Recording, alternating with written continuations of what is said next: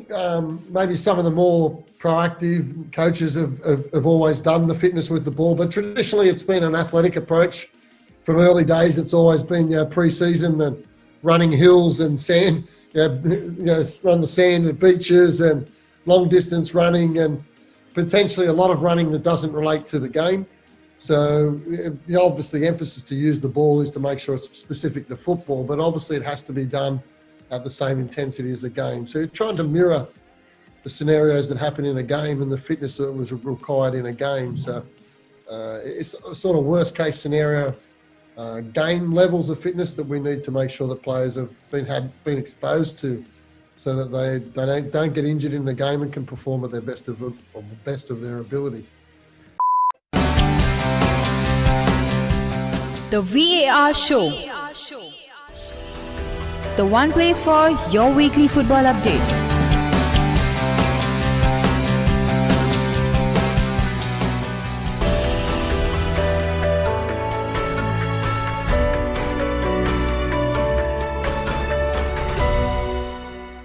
So hello, a very warm welcome to the VAR Show, the show which talks about all the various major football leagues in detail. Today we are going to continue interviews, and we have Mr. Mark Jones, who was the former head coach of Newcastle Jets, among a host of other teams. So without wasting much time, I would like to first thank Mark for coming on the show. Thank you and welcome to the show.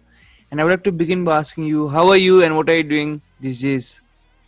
I'm in Perth at the moment. I'm working as a technical director at a local club here, and obviously continuing to do my FIFA and AFC work, and also work at the university as a sports science lecturer and one of the local grammar schools here in Perth. So doing sort of 4 or 5 jobs to make a living, but that sometimes is what football, that's to stay in football, you have to do what it takes.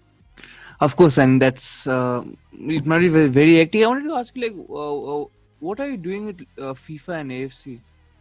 So FIFA and AFC, I'm a fitness instructor. So what we go to obviously around the world to countries and basically coach their coaches on what is the best way to do fitness within the football scenario. And obviously we would like fitness to be done with a ball. That's the emphasis from FIFA and AFC, that the majority of the fitness work should be done with a ball. Obviously they're learning football at the same time, and obviously increases motivation rather than old school running or athletic running. Of course, I wanted to ask you, this is a very important thing, how you said they want to, improve the fitness with the ball, along with the ball. Is it something that has started off late, or was it something always they wanted to do it from long time back? I think maybe some of the more proactive coaches have always done the fitness with the ball, but traditionally it's been an athletic approach. From early days, it's always been pre-season and running hills and sand, on the sand at beaches and long distance running, and potentially a lot of running that doesn't relate to the game. So obviously the emphasis to use the ball is to make sure it's specific to football, but obviously it has to be done at the same intensity as the game. So you're trying to mirror the scenarios that happen in a game and the fitness that was required in a game. So it's a sort of worst case scenario game levels of fitness that we need to make sure that players have been exposed to, so that they don't get injured in the game and can perform at their best of their ability. Of course, you would have traveled a lot, with, in relation to FIFA and AFC. And I wanted to ask you, you will be exposed to many coaches who are probably not in the same wavelength of what you are thinking, as in with the ball, a lot of them, in fact. So, what do you do in that position? It's a very interesting question, because you get the old, well, I've always done it this way, why do I need to change? But obviously we don't transport ourselves around in horse and cart anymore. We've got more modern ways of doing things. So I think part of coaching is to make sure you're constantly updating yourself. And if there's a better way to do things, then obviously we need to get on board. And obviously doing your fitness work and trying to duplicate the scenarios that happen in a game is much more motivating for your players, but also they're improving their football ability at the same time. So, do you face resistance from them? Is it something sometimes because sometimes I've got high profile coaches that they're earning a lot more money than me, and they're like, rightly, well, I do it this way. And it's, well, just have a listen, have a look, try and see what you think. And generally, by the end of it, most coaches are willing to take a look at it. And there's still obviously the scenario where you top players up with traditional old school running, and sometimes it's more time efficient. But in general, players are now coaches are trying to duplicate football sessions with a ball with intensity, game-like intensity, so that their players get fitter and exposure to things that are going to happen in a game. Of course, and were you always of the school of thought that the training or the fitness should be with the ball, or were you definitely not. Great question. No, because when I grew up, and obviously early in my coaching career, we well and truly did a lot of running without the ball, and that was just part and parcel of getting players fit. So now I'm not completely converted to the other way, but I still think it is the best way to train. If your training sessions are done with intensity or game pace, then I think that will make players fit in itself. And then if they're lacking a little bit, then we can top it up. Or if their motivation's not enough, or they don't push themselves hard enough, and that happens in some countries where players don't tend to push themselves that terribly hard at training. So if they do that, we'll go, well, here's the alternative. We can do some running without the ball. And generally, if they've got a choice between training with intensity and with a ball, or running without a ball, they usually choose the one with a ball. So it's just a case of motivating players to work at 100% when you're doing your fitness work with the ball. And during this pandemic, how has it been for you, or how do you communicate with everyone? It's been difficult. So I've had lots of Zoom meetings, whether it be at Singapore, internally in Australia, and it's a difficult form of communication because it's hard. It's nice to be face-to-face, interact with people, and you can see their expressions, and it's sometimes easier to do, but we just have to do the best we can at the moment. And so it's more trying to pass on information and knowledge than run. I've run a few Zoom fitness sessions live, but I find it's quite difficult. So yeah, definitely. And are you involved in both the genders, like men's and women's game, or is it only men's game? No, I've been involved. I first started, believe it or not, when I finished playing as a women's soccer coach before the Sydney 2000 Olympics, which starts to give away my age, by the way. But yeah, so now I've been heavily involved in women's football and men's football, but it's still football. It's the same. It's the same. And in that sense, how do you have to adjust your fitness plans or whatever you give the knowledge to the coaches in that respect? No, it's the same work. It's just the game demands of women's football at the moment are slightly not as intense as the men's game. But over time, and if you see the feedback and the distances covered of high-speed running in games at Women's World Cups, etc., in the last number of years, the fitness levels have started to increase dramatically, and the difference between the top teams and the bottom teams is starting to even out, which suggests that everyone in female football is now working hard to make sure their female athletes are as fit as they should be. And so the numbers are coming up. Obviously, men have more muscle mass than that. They're going to do more high distance running, more total running. But in general, the women's, the numbers and the intensity and the total distance of high speed running is starting to increase dramatically in women's football. Of course, since you are involved in fitness, I want to ask you, there are a lot of talks of 5 substitutions being used. I think UFA has passed it for all its competition, domestic and internationally. Premier League did not want to pass it, and I do not know much about other leagues right now. So because I don't, and what do you think of it? Should it be 5 substitutions because of I don't know what reason? I think so. It's because the injury rate through this COVID period is going to be extremely high because they compare it from acute load, which is your current load, versus the chronic load, which is the load after the last 3 or 4 weeks.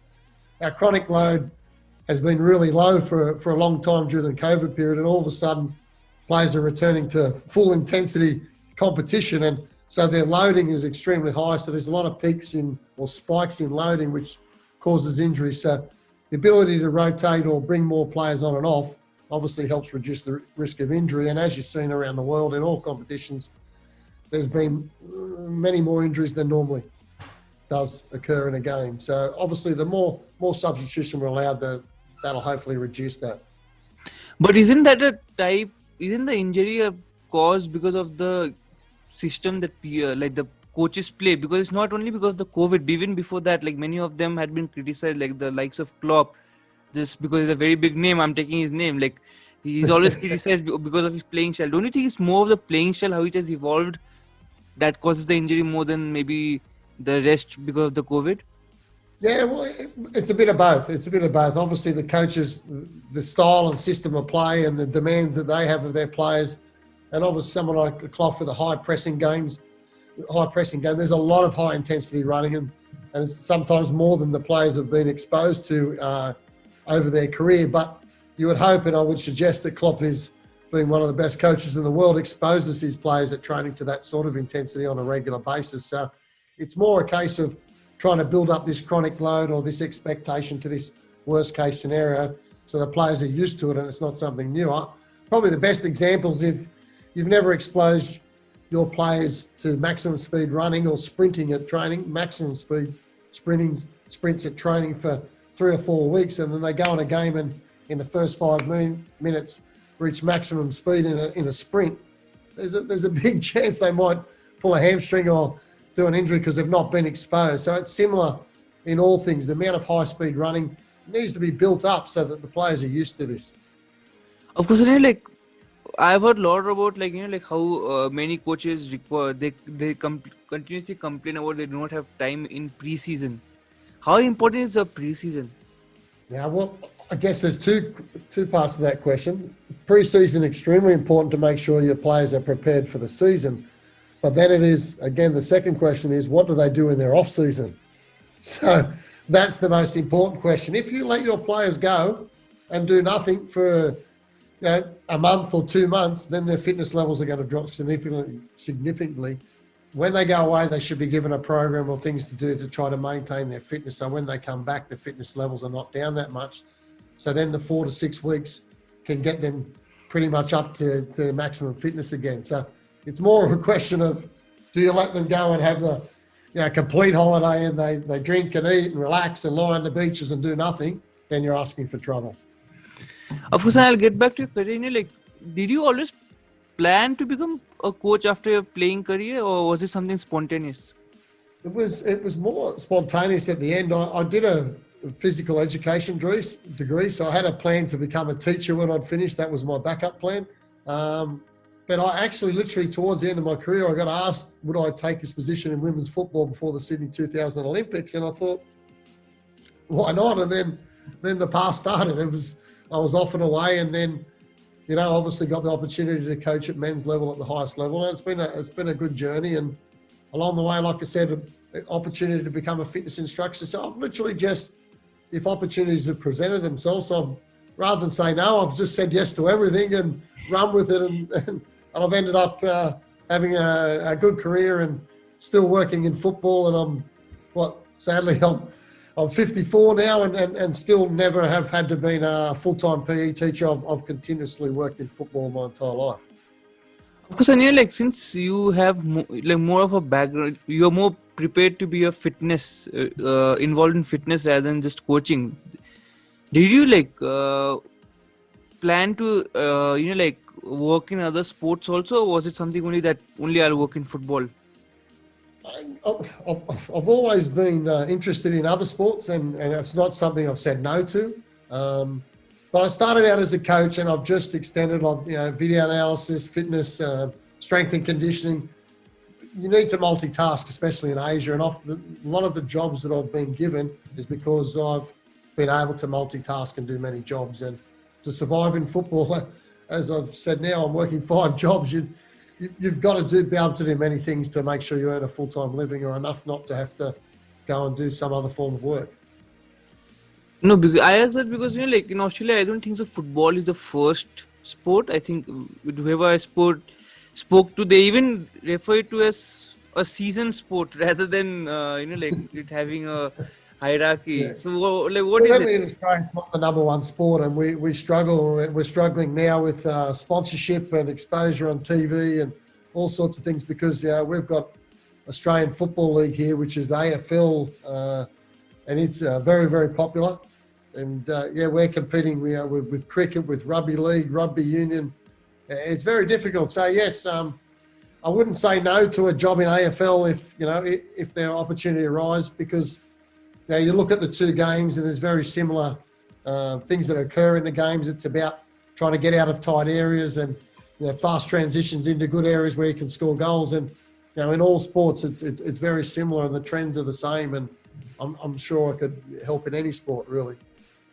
And then you also in charge of Newcastle Jets back in 2016. How did that happen? That was it's been a long process. I've been assistant coach many times.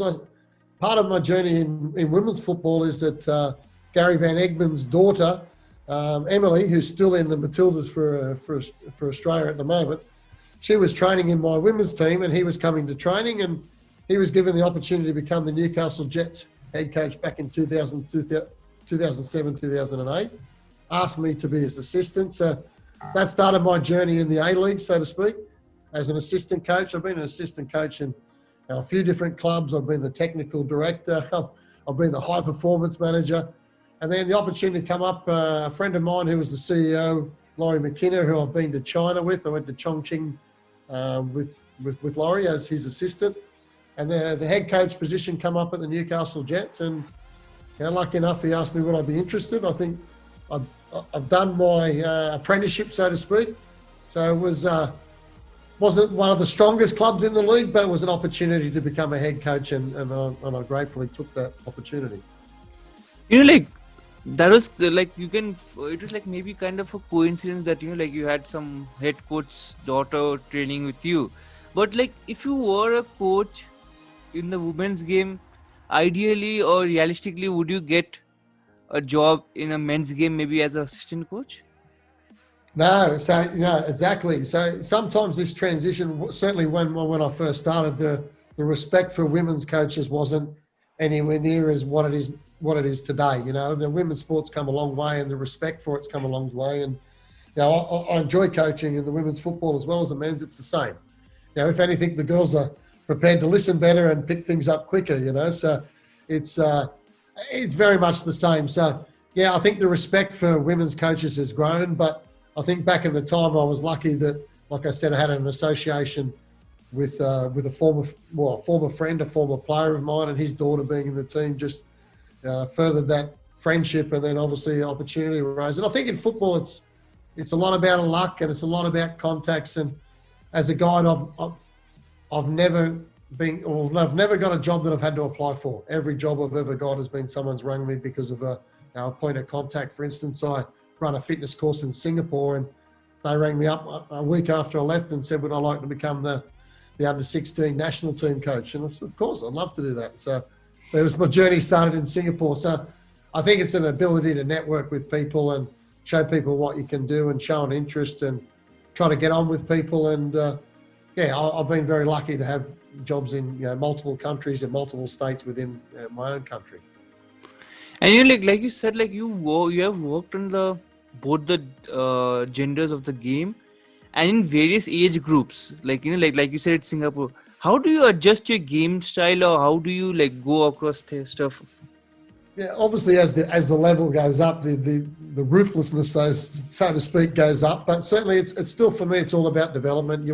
Ultimately you want players to have fun, and even at the top level, if they're not enjoying themselves, then you won't get the best from them. So very much have been about technique and being able to keep the ball in tight areas, and then you can play a number of systems if your players can keep the ball under pressure. So it's very much a similar message. It's just the delivery of the message is sometimes not as harsh at the lower level, but as you go up, it becomes more ruthless, obviously, and it's all about winning at the top level. And if you don't win, as I've found out, if you don't win and you don't continue to keep winning, then your job's going to be on the line at some point.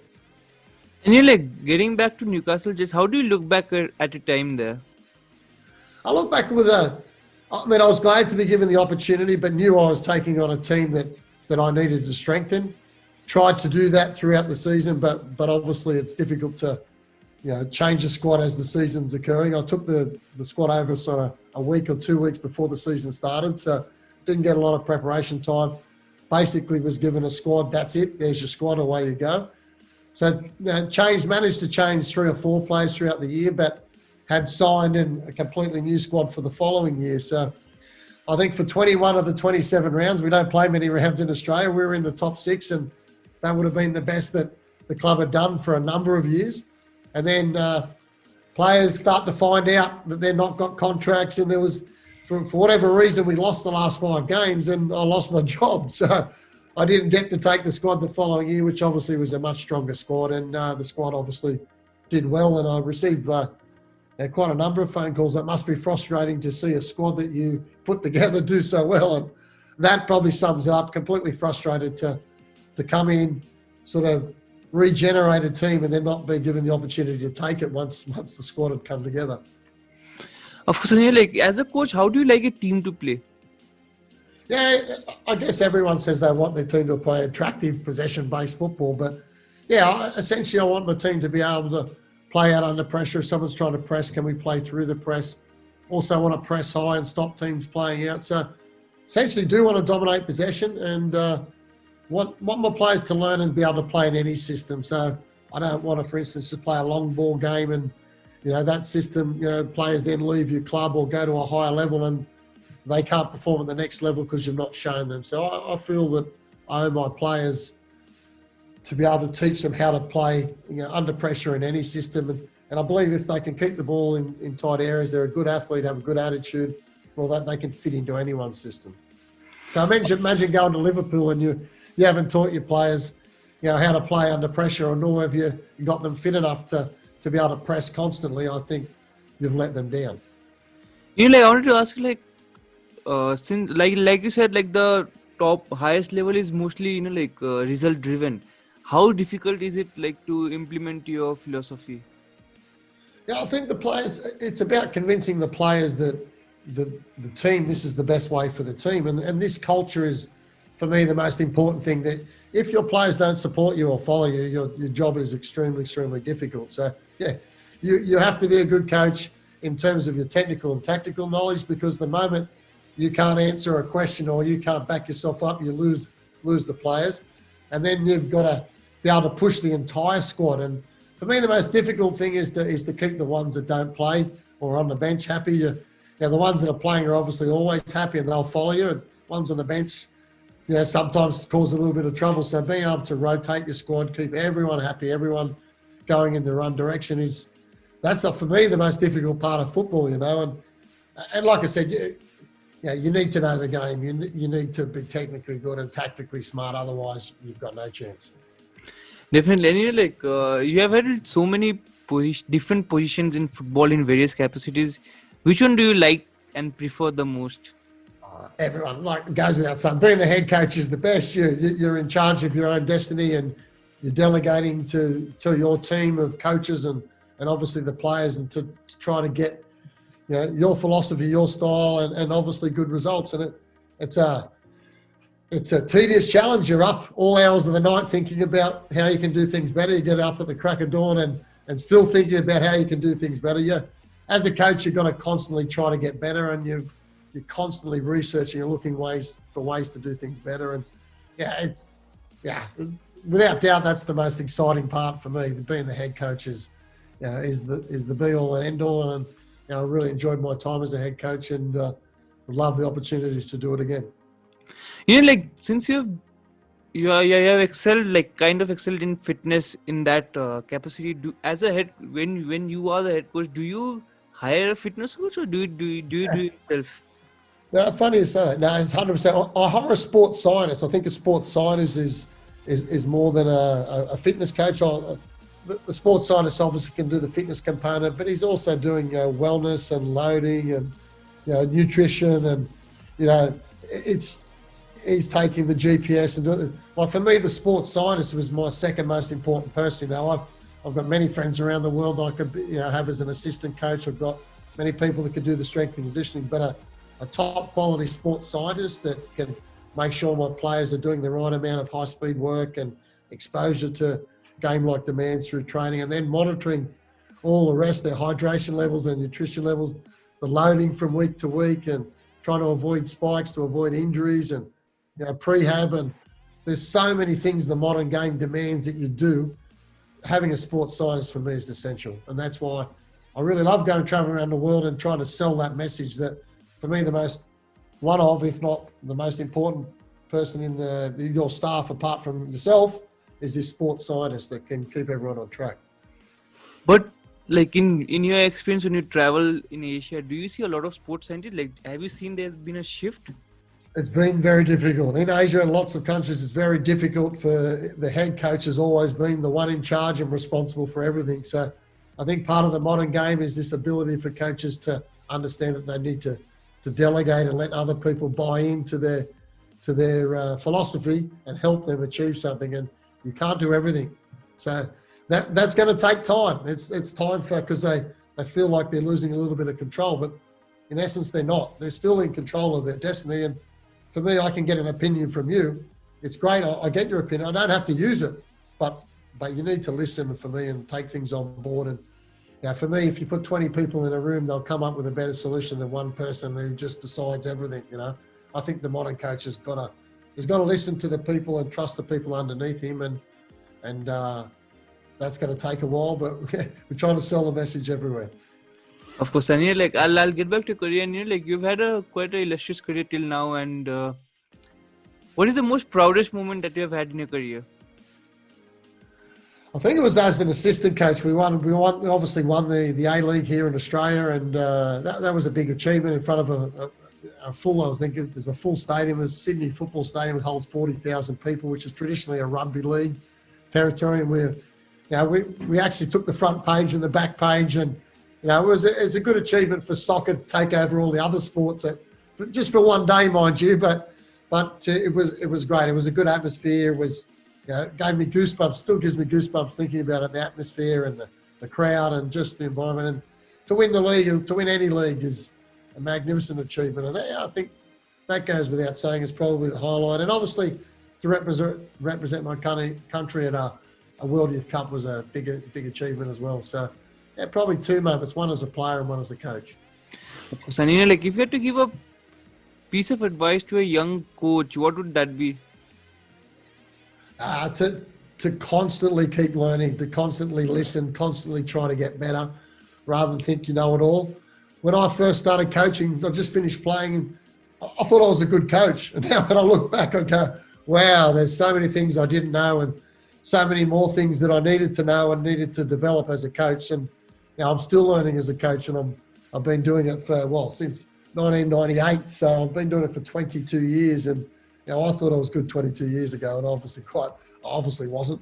I'm obviously a much better coach now than I was then. So I'd say to a young coach, constantly learn, constantly listen to others, and try and embrace knowledge and get it from anywhere. Don't be above anyone, and be prepared to listen to everyone. Of course, and on that note, I'll ask you one final question. And if, as a coach, if you're given the opportunity to sign one of these two, whom would you sign, Ronaldo or Messi? Oh, it's always a controversial on that one. Dearie me. Yeah, you can't say both. Obviously, have to pick one. For me, I'm more a player. I want my players to work hard, and so I guess I'm the Ronaldo, because I think he's a better, potentially a better athlete, or prepared to work much harder. And Messi, obviously, how do you turn either down? But for me, potentially because of the way I am. Ronaldo's probably prepared to work harder, so I probably like that attribute if there was a way of tipping one over the other. So like on that note, Mark, thank you so much for talking to me and giving me a precious time, and hope to talk to you soon, and best of luck for your future endeavors. Thank you once again for coming. Take care, stay safe. Bye. Same pleasure. Pleased that you asked me, and it was a pleasure to be on. And love to chat again another time. And hopefully we're all safe, well, healthy, and football's gone back to normal. Hopefully. Thank you so much. Take care. See you, mate. Bye-bye.